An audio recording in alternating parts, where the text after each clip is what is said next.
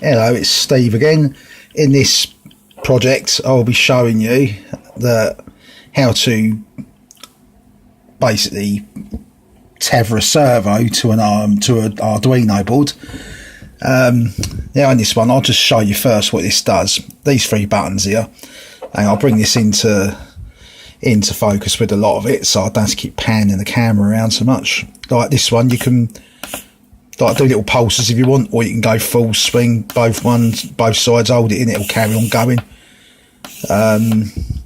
If you want to find the centre, you can just go centre button, it'll find the centre for you. Just a little bonus I stuck in there. Yeah, all this is doing here is on the Arduino board I've got pin number 2 is an output that goes into the signal pin on the servo. Pulses between roughly 1 to 2 milliseconds, or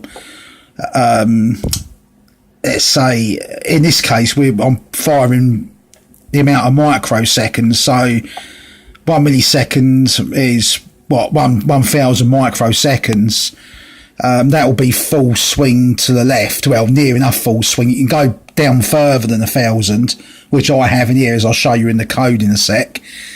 And then it goes up to, I think it was 2200 and some odd, sorry. And 1500 is the centre. So what I've got here, I've got the first button linked into pin number 8. Again, on this one I've got all three. These two blue ones and the green one are all pulled low by 3 resistors going into a common ground pin. And what's happening here is when you push the button, these white wires are all connected to a red wire which goes onto the 5-volt out on the Arduino, and they in turn, all 3 of them power up the 3 switches, which then, as you know, when you press it completes the circuit. A voltage will come out of whichever coloured pin is connected back to the Arduino.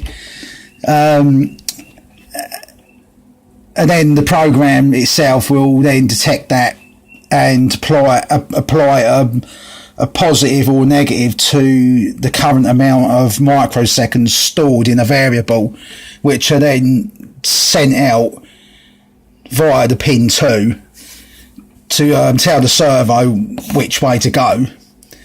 Also, I need to add, even though you can power a smaller servo straight off the Arduino, you don't want to be labouring the Arduino onboard circuitry with quite a hefty, I mean it's a standard size servo, these do draw a lot of current. So what I've got here, I've got it running off of a separate power supply.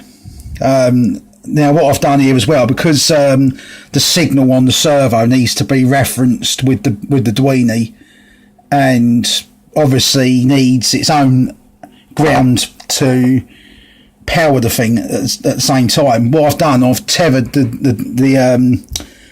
Arduino to the circuit here, and also got the servo also plugged into this same one, and that all goes also back to the negative on the power supply. On the subject of power supplies, I'm just going to unplug this one quick. All I'm using is one of these, which I'm not sure if I can say their name on here, but you know what that logo is anyway.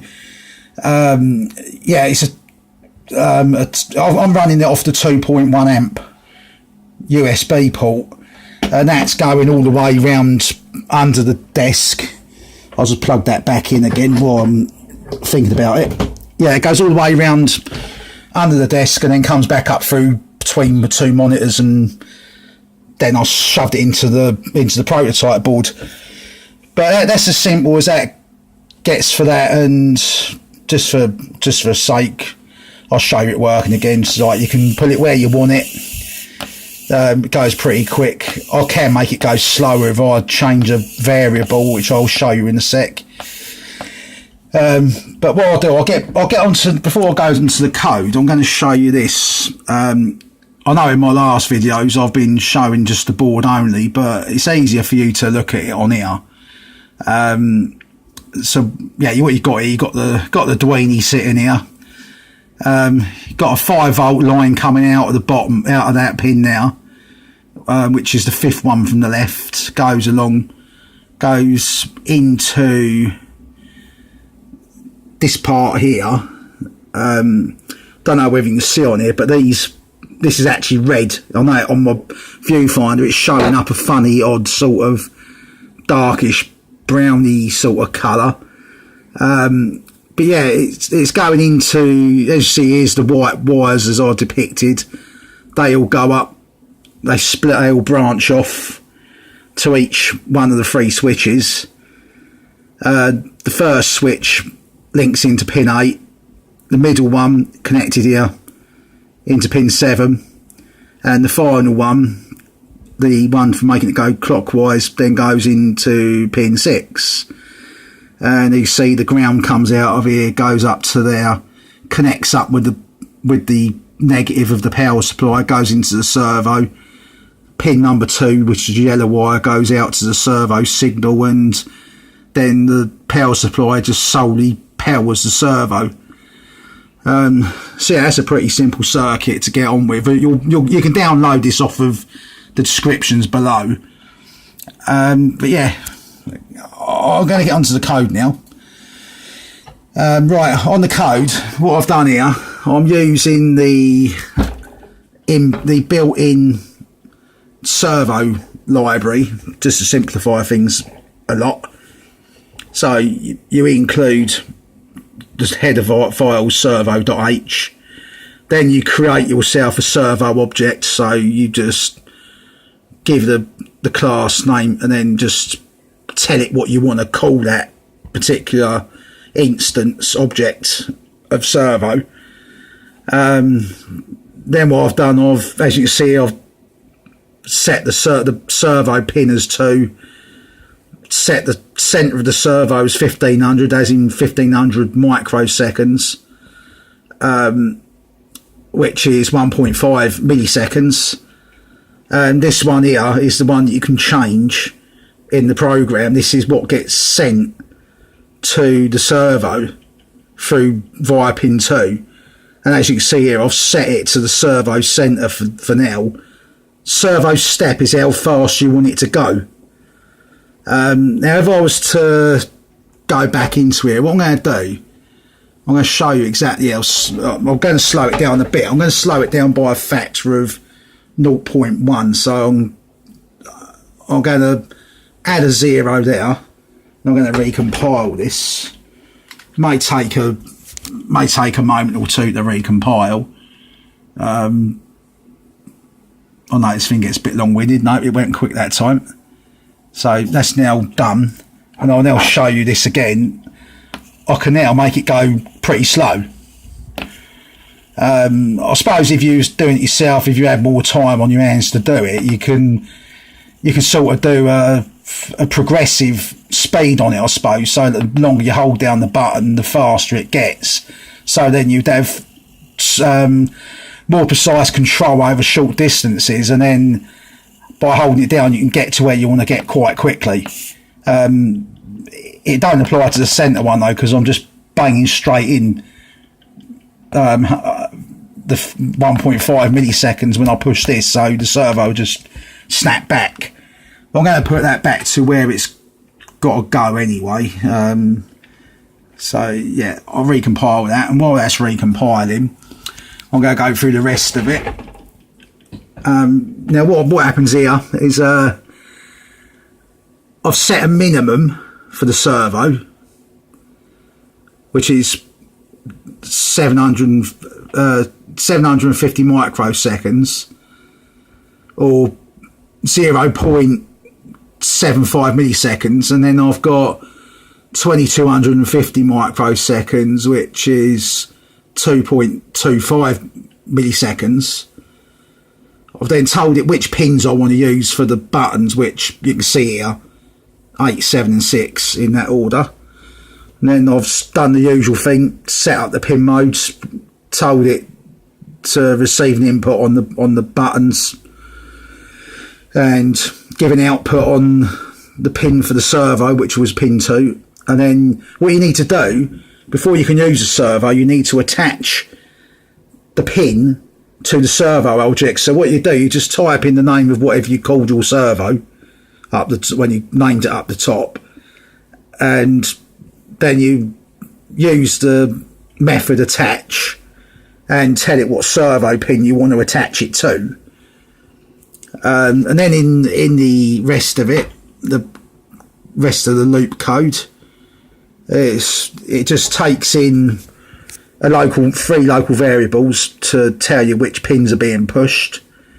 So it loads in the status of whichever pin into each one of these variables.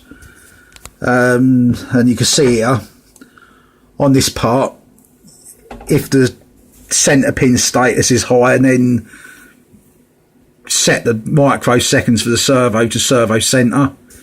If the pin status for the down pin status is high, then subtract the step value from the microsecs, servo microsecs, seconds. I mean, I'll try not to say the word sex because it sounds a bit dodgy when I'm saying it like that.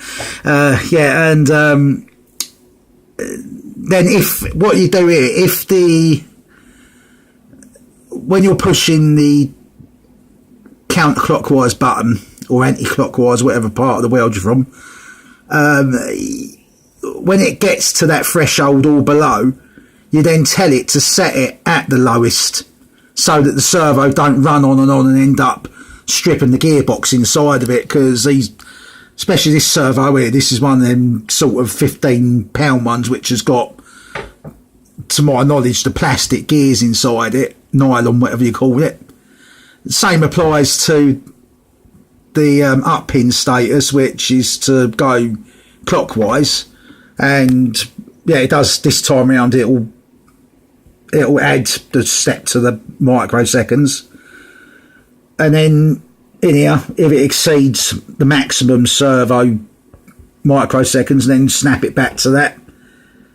And then what you do at the end of it, you then tell the what you do then, you send the amount of microseconds through the servo object through its method write microseconds, and put that in the parentheses, and that will then send the pulse to the servo. And every time this loops, you keep sending the pulse over and over again until the pulse value changes. The servo will just stay where it is. Even if I was to try and move this, it will not move. It will fight me trying to move it. I don't know if you can hear this or not, but if I do this, you'll hear it buzzing. I'm not sure if you can hear that or not, but yeah, that's it trying to push its way back to centre. And if I was to actually set it somewhere else, it'll do the same. It'll refuse to move from where I put it. Obviously, if I was to remove the power, I can then override that and shift that servo around just by removing the servo's power. But as soon as I plug that back in, if I can just find the hole again, it will just snap the servo back to where I left it. But yeah, that's all for this video. As said, go into the description, download obviously this part, the code's in there. The other part, as I showed just now, this circuit diagram is in there. And yeah, just try to have fun with it really. Anyway, thanks for watching. See you next time.